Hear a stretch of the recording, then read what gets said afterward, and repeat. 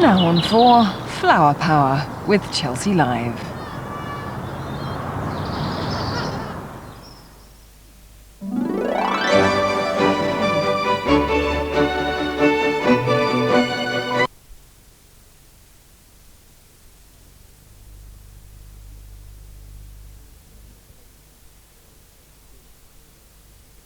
Known about it the whole year, but on the other hand, we must quite enjoy doing it.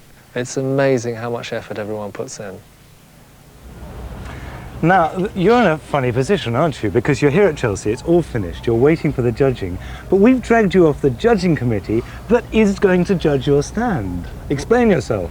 Well, I was on a committee which was set up 3 years ago to try and bring the standard of presentation of sundries, we call them, everything on open ground sites that isn't a garden, try to bring the standard up. Right. So it's a bit embarrassing because I have to make myself scarce while if you don't get a gold medal, it'll be bad management on your part. But let's talk about the stand a bit, because you've got all these pots, which I think look great. Okay. I know that some people worry about terracotta. It's very expensive, it's very fragile, and they go for plastic. Is that right? Well, I don't like plastic myself. I think it lets a garden down. You can spend, that's under 25 quid, and it's quite a classy pot. It's handmade. When you buy it, you're buying a lot of skilled craftsmanship. About 10 quid of that's actually going in direct labour. So what you're saying is these pots are as important as a tree, or they're as important as another statement in the garden. They're a permanent improvement for the garden rather than just a container. They're going to get better and better with age, which plastic certainly won't. It'll start falling apart. I mean, any good terracotta will be guaranteed against the frost. Yeah, but, well, you say guaranteed against the frost. I mean, plastic doesn't get damaged by frost, whereas terracotta does. I mean, that's a fact. Well, how many plastic pots have you picked up in the greenhouse which have snapped in your hand? Lots, actually. Is that frost? Yeah, well, it's just general age. Right. They don't... So, in fact, these are robust. No, I'll hit it for you. Oh, please, go on. Look at this. No, with a hammer or something. There you go. Oh, well, okay. Very robust. That was a little tap, by the way. It looked... Yeah. But, so, they are strong, they are durable. We all agree they're beautiful. They are wonderful, and I love your pots. And I will be fascinated to see whether you get the medal or not. But I would say that the sundries are important, aren't they? All the things that aren't gardens matter. They establish the style of your garden. Yeah. So, yeah. If you want things which blend in well. This is very stylish. So, back to you from the stylish pots. Very stylish, very colourful. Lovely display of pots. But what are the fashionable colours going to be altogether this year? And what other design tips can we pick up from Chelsea 98? Well, Dermot Gavin has been finding out. Well, how about that for a bit of colour in Chelsea? Isn't that tent just fantastic? Purple and red, colours that we'll be seeing quite a lot of this year. And I'm sitting here where I belong, in this wonderful ceramic throne with my ceramic crown, which is repeated right the way around this garden. It's a wonderful fantasy garden, straight out of Alice in Wonderland, or maybe even Legoland. And I especially like that clip box, which is in a kind of cartoon shape. Look the way the water ripples down this fountain and over the castle walls in sheets, down into the moat. It's fantastic. And then you have this unusual paving with the checkerboard effect, plants and pebble. Looks really good. And what about the gold pillars? Slightly camp, I think. Very dangerous for Chelsea, but I think it's great. Totally over the top. This is a garden for fun. A more conventional garden this time maybe, but still very exciting with some great design ideas. There are 2 seating areas and are joined by this amazing swirly path which travels the garden from down below up to the 2nd level. Fantastic planting. We see our purples again, and blues and whites highlighting certain areas. Look at that stonework, isn't it beautiful? Well, I was in the refined grandeur that is Chelsea, but I've stepped into another world now. What sort of mad, demented mind created this garden, Bill? My mind? Well, tell me about it. It is a snapshot of popular culture. It's about beauty. Everything should be aesthetically pleasing. As in everything Bette should Lynch be pretty. beauty. that sort of beauty, but also Okay. hopefully the beauty of an attractive garden. Right. It's about form, it's about meaning, it's also about fun. Well, you have used wonderful and wacky materials in a different way. Many of the materials have been passed through a cement mixer to give it a worn, rounded feel. So we have smashed slate that's wired onto the sculptures.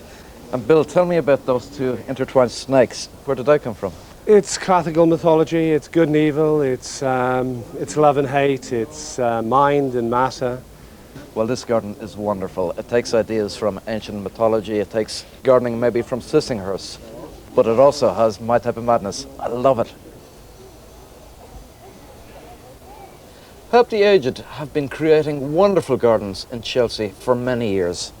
But to my mind, this year, I think they really have it right. What they've done is to add a more contemporary feel to their designs.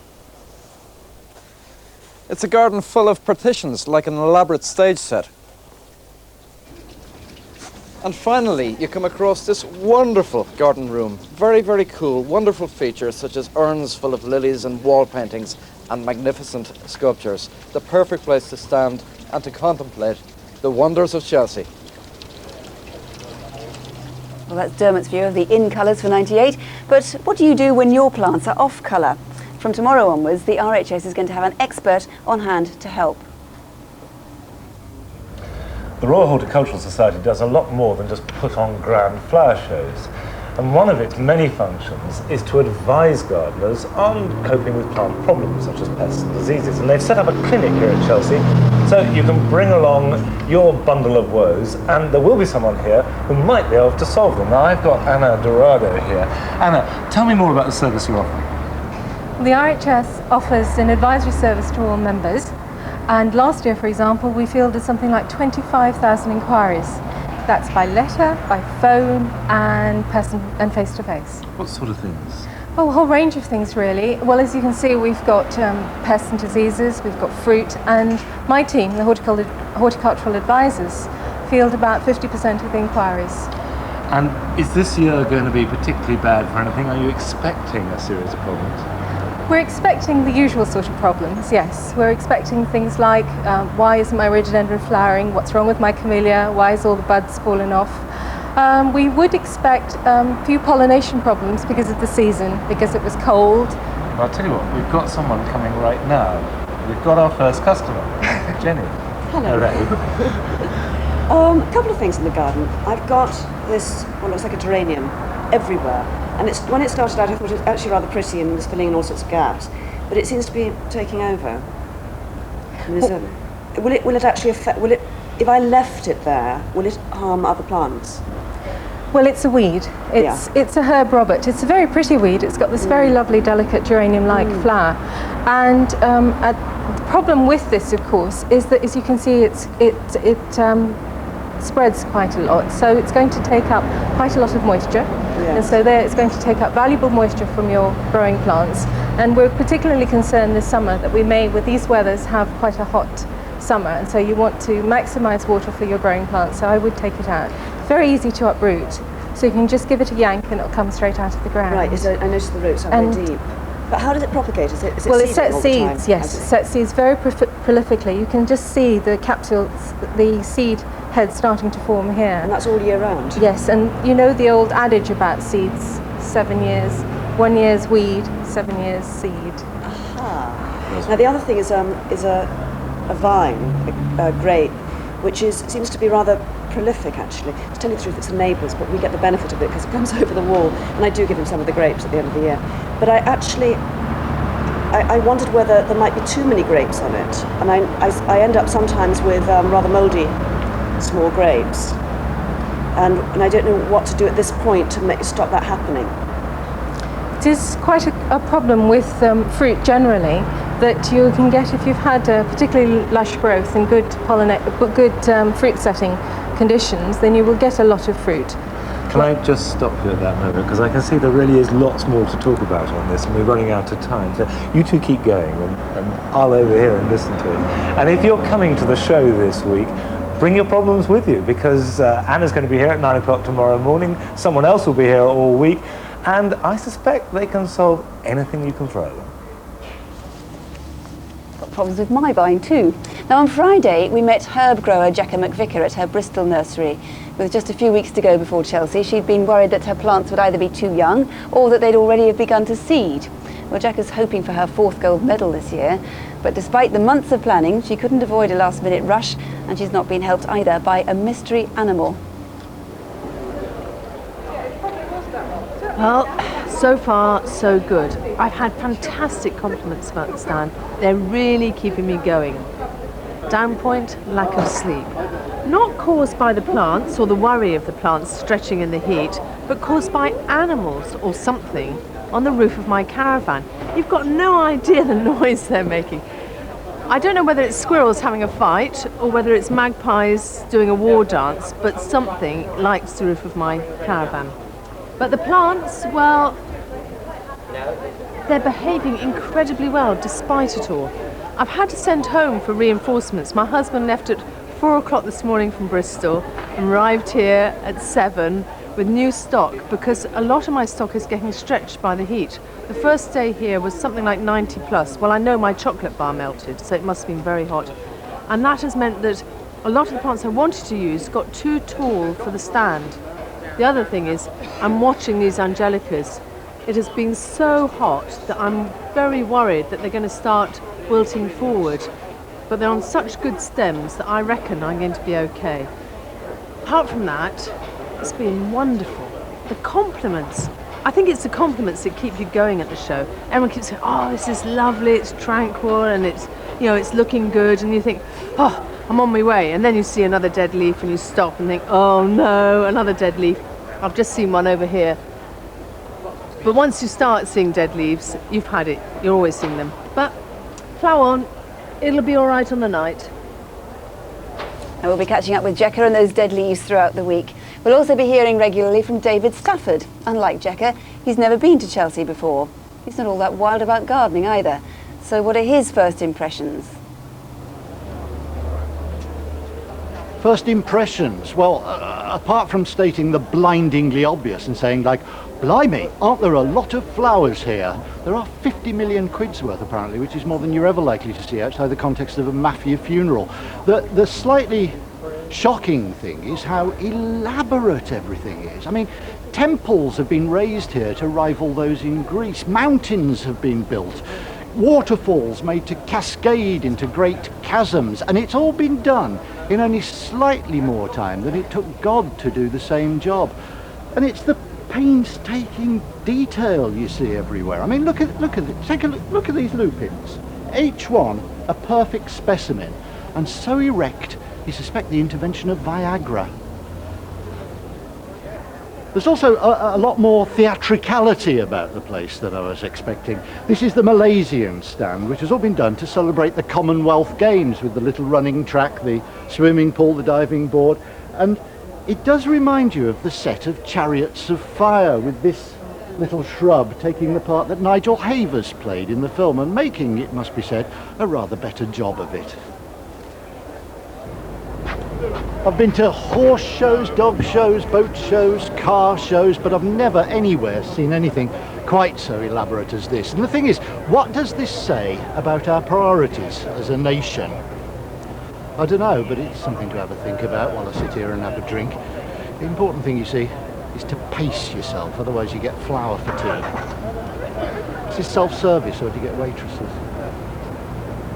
Well, it's early days yet. We're going on till Friday, but I think he's going to take some convincing, unlike Stephen Anderton, who's garden writer for The Times, and Anna Pavur from The Independent. What do you think of his first impressions? Does it resonate with you at all? I'm glad that you showed so much of him in The Great Marquis, because actually that is the complete pinnacle of brilliance about this show. There are all these people out there who are prepared to spend 14, 16 hours a day looking after plants for starvation wages and bring them to the show in this peak of perfection. Don't we take these exotic ones for granted? You go around a show and you get obsessed with the things you can grow yourself, and there are some marvellous things brought in, there really are, and you see them looking so succulent and massed. It's terrific. Taking up David's point there, do you think we're attaching too much priority to growing things, and particularly exotic things? Well, you're talking to two gardening correspondents, so you can scarcely say that we would attach too much priority. Never enough priority, no. No, I think actually the reason that gardening is getting more and more popular is that life itself is getting more and more stressful for people. Those people who are in work, you know, are working so hard, they have to have this place of relaxation. And those people who are not in work are finding that actually you can spend the hours from 8 to 6 in the evening very, very productively and, you know, essentially peacefully learning how to garden. So, and the bigger the business of gardening gets, as you're saying, the more people there are out there wanting to sell you it. Well, yeah. So you buy it, don't you? Because they get better at selling it. You know? What gardens do you like this year? Let's get into 98. Oh, I think I have to say I like Arabella Lennox Boyd's water garden, modern water garden. Yeah. Terribly classical, terribly straightforward, but it has simplicity where it needs it. And it's taking on some very modern ideas, this business of the sculpturing of landforms, which you know, is something you perhaps read about in landscape design journals, but actually see it happening in a garden. Just turf, you know, used sort of rather like clay to sort of make these wonderful forms. And also what I thought was so brilliant was the way that the turf came right up to the edges of the water. Yeah, nightmare to maintain, of course, but worth the effort. No, it doesn't matter. It doesn't matter because it's worth the effort. Yes. And when you get that crisp turf edge against water, you psychologically you know it's hard work, but they've got it right and it works. Yeah. There's some nice theatrical ones here this year, aren't there? Yes. The Bee Sky Bee Garden, for example. Yes, yes, very, very theatrical. That the only problem, which one sometimes feels with Chelsea Gardens, is that the theme is actually driving the design to too great an extent. And I did feel that although I know Fiona Lawrenson is a brilliant young designer, you know, I think she's absolutely fantastic. And I did wonder with this one whether the built structure wasn't actually getting slightly Well, it reminded me of a Las garden. Vegas chapel of rest, I have to say. I think it could do with a lot less planting.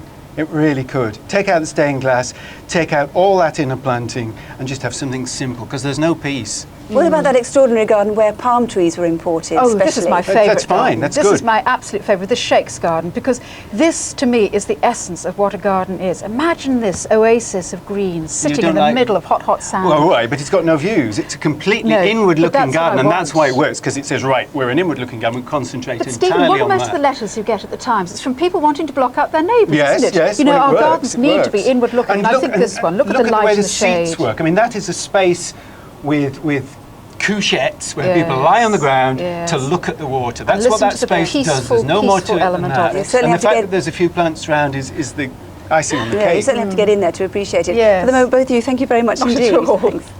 Now, the garden press, of course, is not just about words. The pictures are very important as well. And Monty's been taking some lessons from top garden photographer Andrew Lawson.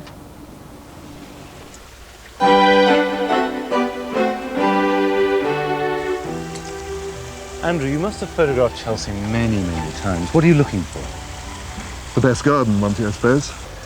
I think taking photographs of gardens, it's a surprising thing, but one gets very excited and you get into a sort of state of agitation and it's, I don't know what it is, but at Chelsea I get that more than anywhere. I get really excited about some of the things I see because it's the closest to perfection that one gets. But on the other side of that, if the pictures are too perfect, nobody's ever going to use them in books and magazines because they recognise this is the Chelsea look and it's too perfect. So are you saying the Chelsea look is an unnatural perfection? Slightly. If you look around here, Monty, where are we now, late May, there are petunias in flower. I haven't bedded mine out yet in my garden, with heliotropes and things. They're not in flower yet, normally. And this garden has got about 3 seasons encapsulated together. Now that's great, and it looks wonderful, but it's not truth, is it? It's fantasy. And you have to get here at an unearthly hour. I mean, what time did you get up this morning? 3:30 this morning. And why do you do that? Because of the light, Monty. You see already the light's very harsh this time of day, and where are we? 8:20. Time for me to go home, actually. The light's too bad now. And is that it for the day? No, this evening I'll come back at about 5 and have another go as the light goes down. It's usually best in the morning because of the slight mistiness you get in the morning.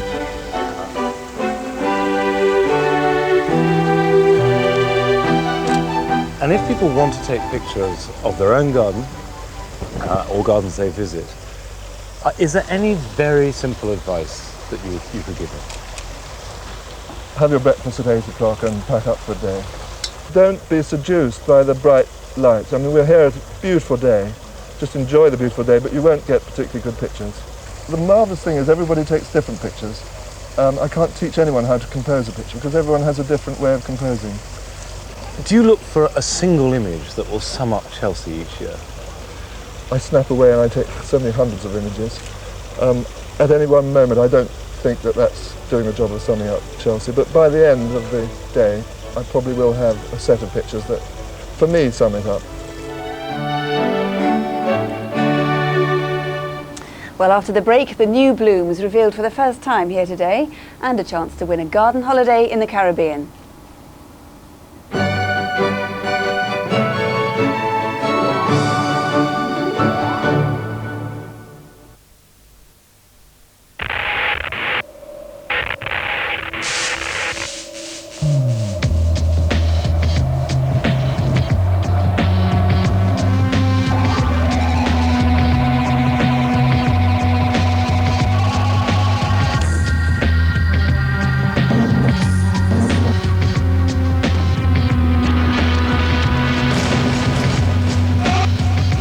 In today's crazy world, you have to keep your defences up.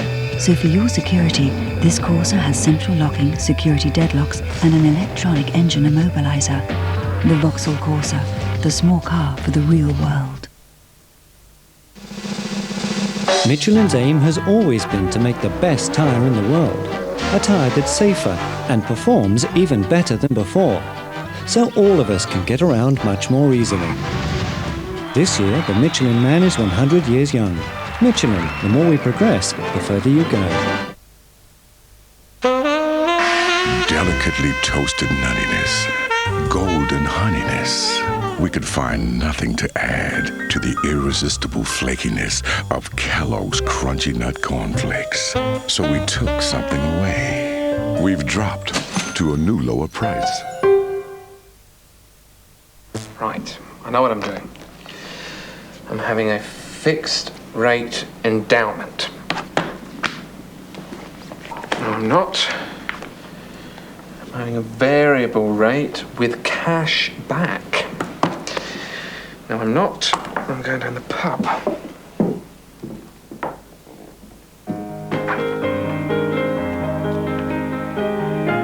Abbey National, because life's complicated enough. It's here, the best disco album in the world, ever, too. 44 of the greatest disco anthems ever made. We are family. Shake your booty to a massive double album packed full of the best disco, ever. The best gets even better. Get down to the best disco album in the world, ever, too. Can love endure? Sure. That's why L'Oreal created new Color Endure Stay On Mascara. It doesn't smudge, it doesn't flake. Of course, it's L'Oreal. But the real surprise is that a mascara that gives beautiful lashes for up to 24 hours just washes off with soap and water.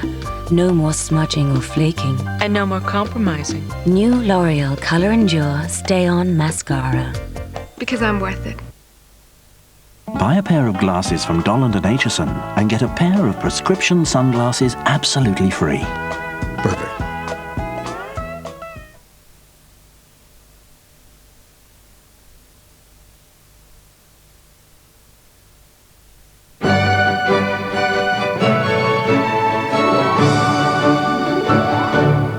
Welcome back to the Chelsea Flower Show. It's 3:35 now, an hour and a half till the royal family visit. Some of the most visited stands belong to the big rose growers here, and this year David Austin roses will exhibit 6 new varieties, which is not bad when you consider they can each take years to breed.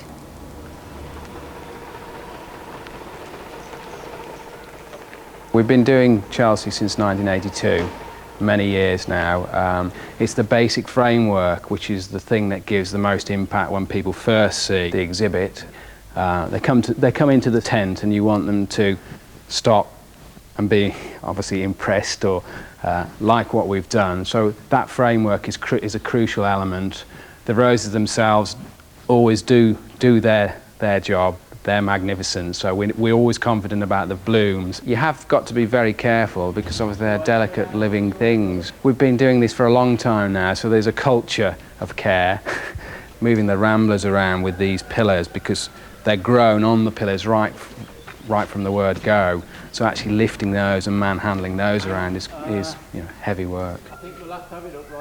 Preparation is always hard work. It's always very satisfying when you finally pack up all the roses and you feel confident you've got a good lot of roses there and you've tried your best. It's been an absolute swine of a year this year. It's been terrible. I think about the worst ever. We heard from the weather forecast that it was going to be a very warm weekend, and they're all just about a nice sort of stage, and of course the warm weekend never materialised. It still just stayed extremely cold and overcast, and that's the thing, that just heat on its own doesn't necessarily do a lot of good. You need to have the light and the heat. So on Monday we had to have a quick shift of most of the roses into, luckily one of our other greenhouses was available where we've got artificial light and heat, to shift everything into there. And we've had to delay most of our proceedings by a day to allow them to stay in that heat and light for an extra day. It takes about 8 or 10 years to create a new variety. Just before the flower's fully open, when it's still a bud, before the pollen has burst inside, we strip all the petals off, take the pollen off, put it in a little jar and store it overnight in a warm oven. And then the next day that pollen is available to put on whatever flower we want to, on the stigma of another flower that we strip the pollen off the previous day. So we do that with little brushes to be as careful as possible so it doesn't damage the very delicate stigma. Label it, and then hopefully with a bit of luck that hip will swell and eventually ripen about September time, and then sow it in at Christmas time, and then within 3 or 4 months when they start flowering, then we can go through and start selecting the varieties that look good, seedlings look good.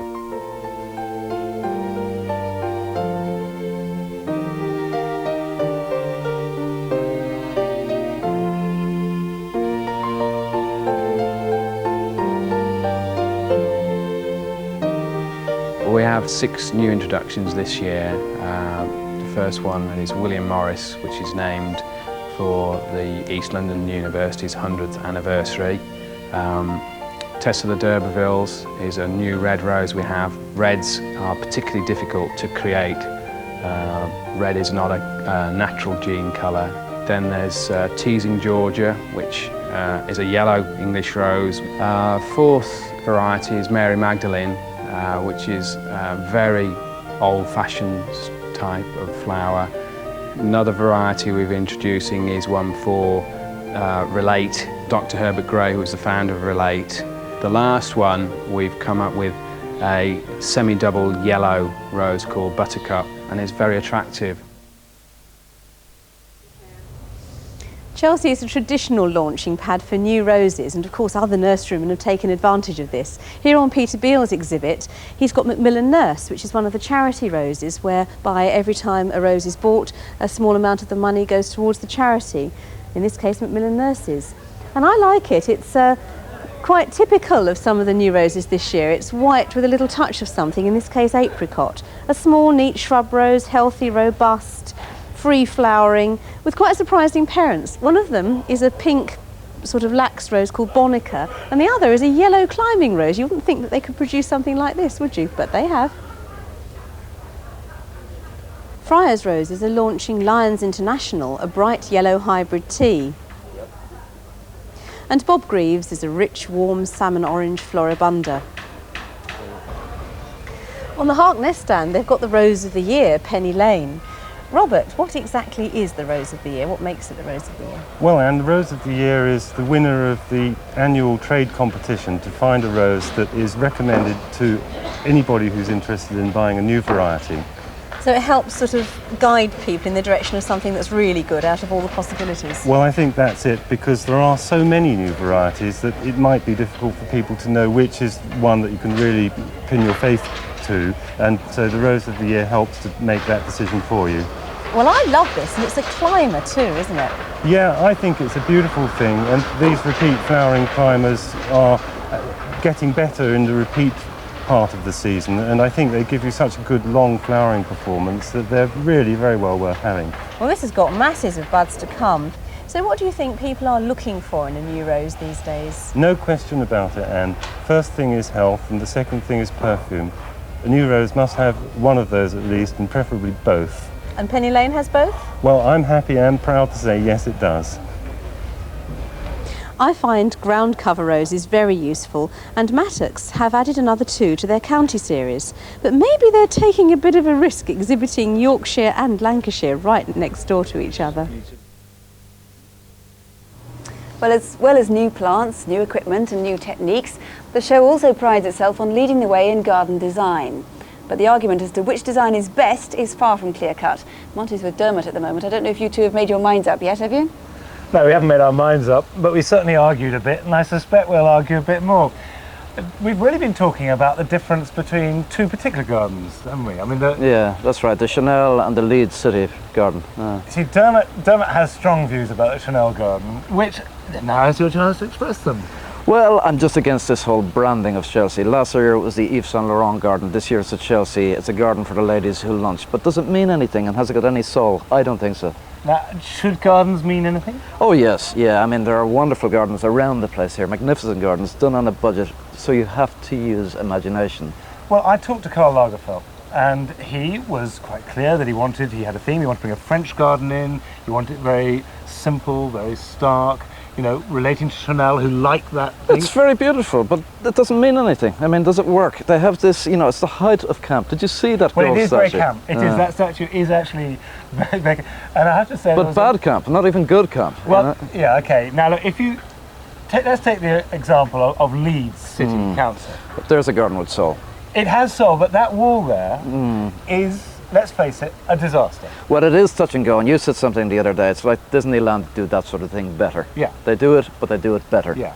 And, you know, we don't want Disneyland. No, but I would rather walk through that Leeds City garden. Well, what Leeds City Garden has, it made a mistake.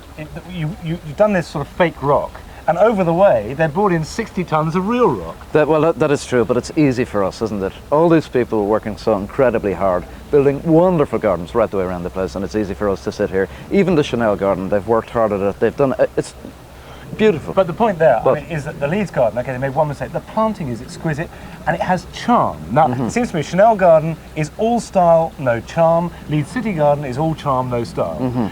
Can you, I mean, well, here we are, flagging them off, writing people off. I take your point, but this is the best. You judge them by world standards. What can you get from it? Yeah, well, what I'm looking for is new ideas on design, new ways of planting. Now, you do get little bits and pieces in gardens right the way around, but there's no garden leading this year. Do you think that? I think Arabella Lennox Boyd's Evening Standard does lead, actually. It is beautiful, and my favourite view in the whole show is hers at the end, but it's like a war memorial. Well, it's a very nice war memorial. You see, we're going to go on arguing about this, I can see it. And if you come, I think the thing to do is to pick pieces from the gardens, and you can't like them all, that's for sure. Okay, so we'll go on arguing. Well, if a beautifully designed garden can't help you get away from it all, maybe our competition this week can. We're offering an Arena Holidays garden tour of the Caribbean for 2. The 2-week holiday will take in some of the most exotic gardens on the islands, where you'll be shown around by the gardeners and by local experts. So all you have to do is identify this mystery garden. It's situated in the valley of the River Wey in Surrey, and this garden's main features include the rock garden, a lake and an alpine meadow. It also has a canal and walled gardens designed by Geoffrey Jellicoe and Lanning Roper. The site features the most comprehensive display of gardening techniques and styles in the world. It is in fact a living encyclopedia of practical examples. So if you think you know where that is, call this number, 0891 114400. The lines will close at midday next Friday, that's the 22nd of May, and we'll give the answer and the winner, selected at random from all the correct answers, in next Friday's programme in the afternoon. And the details on the competition, and indeed on all our Chelsea Live programmes, are on Foretel and on the Channel 4 website. And talking of winners, one of the biggest sites in the Great Marquee has been given this year to one of the most successful exhibitors ever to show at Chelsea. Hilliers Nurseries have won 49 consecutive gold medals, and this year they've looked beyond the usual sources of garden design for their inspiration. Kaffe Fassett is more usually associated with the world of tapestry. His bold and imaginative use of colour with needle and thread has made him famous. But now in the workshop of his home in North London, Cave's getting ready for his debut as a Chelsea designer. So this is the plan for the mosaic garden, which fits into the middle of the exhibit. Yeah. So people are going to walk into the exhibit through some really high banks of foliage and maybe some big trees, things like eucalyptus and big banks of foliage. Yeah. And they're going to look straight down at this. Yeah. So how do you see, I mean, how do you see this looking? Well, what's interesting is that they'll then look straight up this waterway, won't Yeah. they? And we've got the mosaic mirror here. And then from the side, they'll see all of these columns. They'll get the view of these wonderful, rich, jewel-like columns.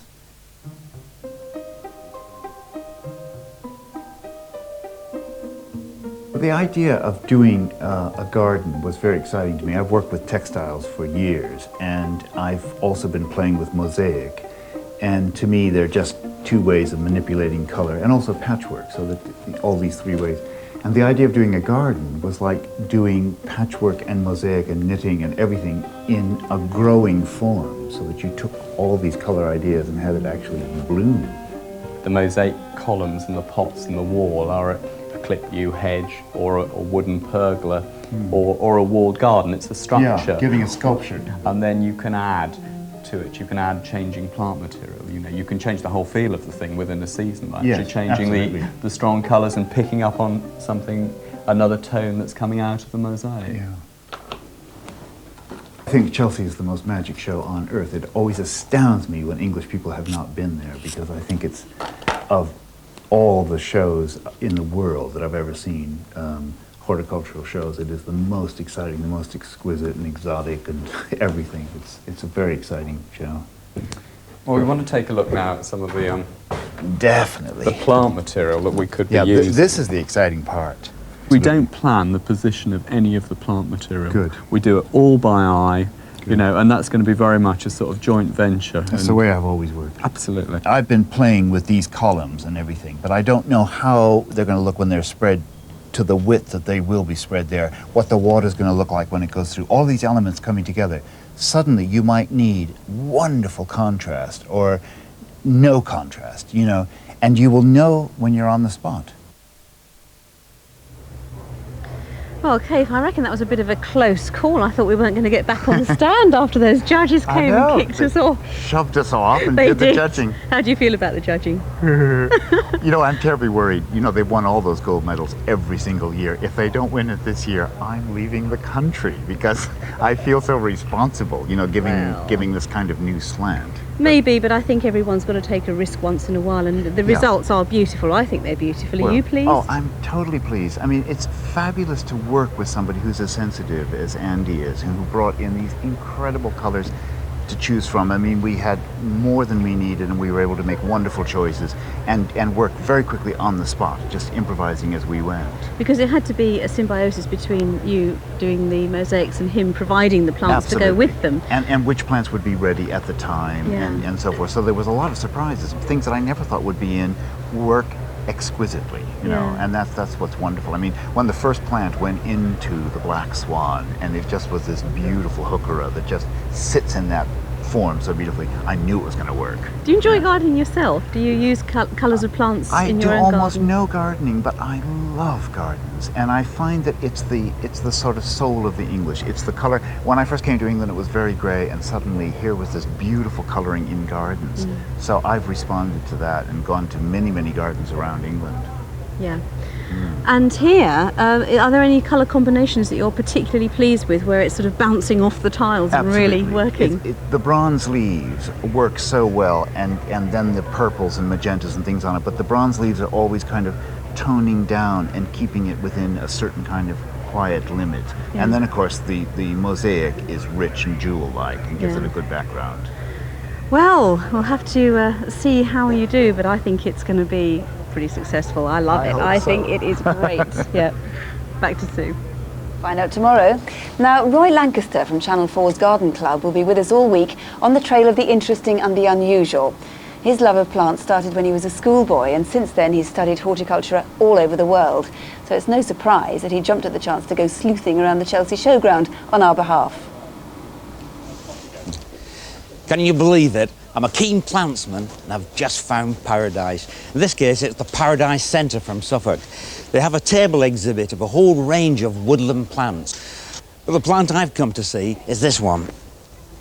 It's Aracema griffithii, and it's related to the cuckoo pint, a native of woods and hedgerows. But this one comes from 12,000 feet, high up in the Himalaya. Tall, stout stalk and 3 rough leaflets. But look at that flower. Sinister, isn't it? Like a cobra. Okay, it's not new, but it's not something you'll see every day, I'll tell you. These loose bunches of big yellow flowers are the trademark of Sophora microphylla Sun King. It's a superb shrub. Eventually this will get up to about 6 feet high, maybe 5 feet across, and it's fairly compact when it ages. It can also be grown in a pot or a tub or against the wall. It's a superb plant, growing in any soil. Yeah. Golden yellow seems to be quite a theme with a lot of the new plants this year. This is Lamia maculatum Golden Anniversary. It does well in sun or shade on any soil and makes a superb ground cover. Euphorbias provided us with some of the best garden plants, and this is a new one on Notcut stand. It was raised in a garden of Burden Tickner. He's a euphorbia enthusiast in Suffolk, and it's called red wings, and it refers to these leaves. They're evergreen, and in winter they have a red margin, very striking, but even now it's a compact, distinct plant, a wonderful head of lime greeny flowers. And just in case you're thinking there are no alpines being shown for the first time at Chelsea, look at this lovely erodium. It was raised by Elizabeth Strangman, one of England's premier plants women, and it's on the Alpine Garden stand. Look at those dark spots in the centre of the flower. Its name? Spanish Eyes. Here's a nice plant to end with. It's called Sphaeralsia nulis coral, and the name describes the rich colour of these flowers, like miniature poppies. Small they may be, but produce in great quantities. It loves the sun, and given the weather we've been having this year's Chelsea, this is perfect for our gardens. I want them all. Roy will be back with us later in the week. Now some final thoughts from Monty and Anne, and first of all your thoughts about the overall standard this year. Well, I think the standard is very, very high, Sue. I'm glad I'm not a judge, actually, because I wouldn't know what to make of it all. I think I've got my favourites, but like everybody else, I shall just have to wait until tomorrow to see what the judges think of it, because I won't be speaking to you again from the marquee until we know what they think and we see the results. Everyone has finished now. I think they're all very relieved, but it's mixed with tension because they just don't know quite what they're going to get. And all the hard work is done. They can't really do any more to the stands now. So it's just a question of waiting. So I can't wait to come in tomorrow and see who's won what and who's won gold. And Monty, I know you've been arguing. What do you think? Which garden's going to win the Best Garden Award? Well, I think the Evening Standard Garden will win the Best Garden Award, but as I walk down here in the Express Garden, which incidentally is wonderful, I mean, if you don't win, you're still superb, I can't help but feel the sort of palpable sense of exhausted tension, because these gardens have taken 100% from the people who've made them. It's all for us who are going to enjoy it, but we've been here for the last week and we've absorbed that hard work. And you know, there may be big money involved in Chelsea, but that money doesn't go to the people who make the gardens, the people who actually do it. They're the unsung heroes for me. The people who've moved the stones, who've laid it, who've bought the plants. They've managed to remain cheerful, they're enormously skillful, and they have pushed themselves beyond limits. I think most people never work that hard. So here at the end of the day, they've done all that, the gardens are fantastic, and yet they don't know whether when they come in tomorrow it's going to be humiliation or celebration. How they sleep, I can't imagine. Nevertheless, it's there, it's done. I think that there are about 4 gardens that stand out. I know that Dermot and I disagreed which ones they are. I suspect the Evening Standard will win, but absolutely for sure, every single garden here is a tribute to hard work, brilliance, and above all else, incredibly good humour. I'm overwhelmed by the skill of these people. Amen to that. We'll be back at 3:30 tomorrow with a roundup of who's won what. Thanks very much to Anne and to Monty and everybody else who's joined us this afternoon. But now from the Royal Chelsea Showground, until tomorrow at 3:30, goodbye.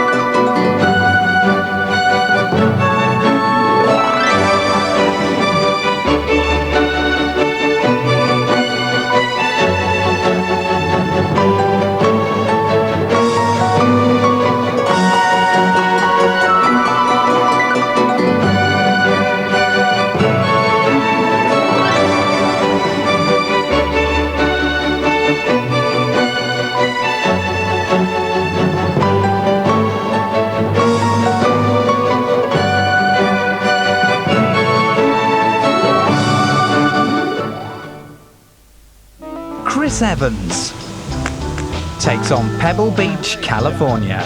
Jack Nicklaus said of this golf course, if he had to play just one more round in his life before he died, he'd play it here. It's the ultimate test in golf. Tea time, golf and life, Tuesday at 8 on 4. Cracking down the fairway of general knowledge next on 4. Those contestants on 15 to 1. This is great, eh, Mum? Forget chemistry, maybe I could do a degree in stunt driving. When you feel it's time your son had a car of his own, Marks & Spencer Financial Services invite you to apply for a personal loan of up to £10,000. Spend your loan on whatever you like, wherever you like.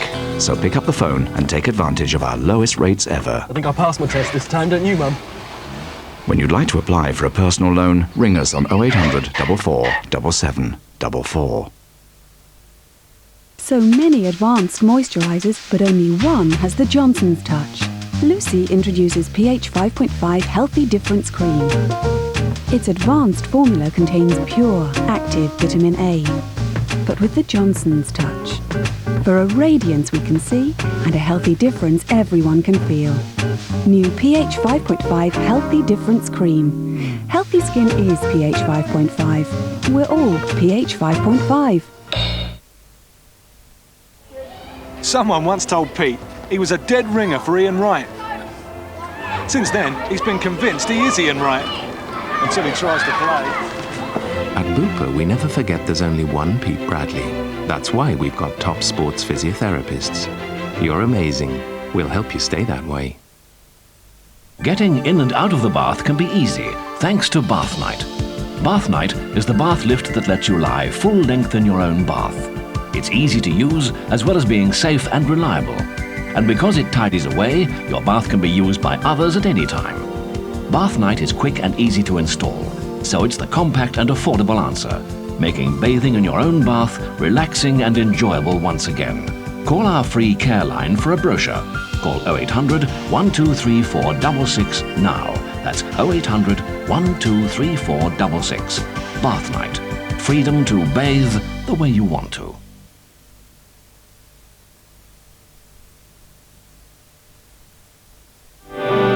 Pet Rescue, a view of vets and the animals they care for. Join the team as they appeal for homes for neglected and abandoned animals and see if you can help. Pet Rescue, weekdays at 5:30 on 4.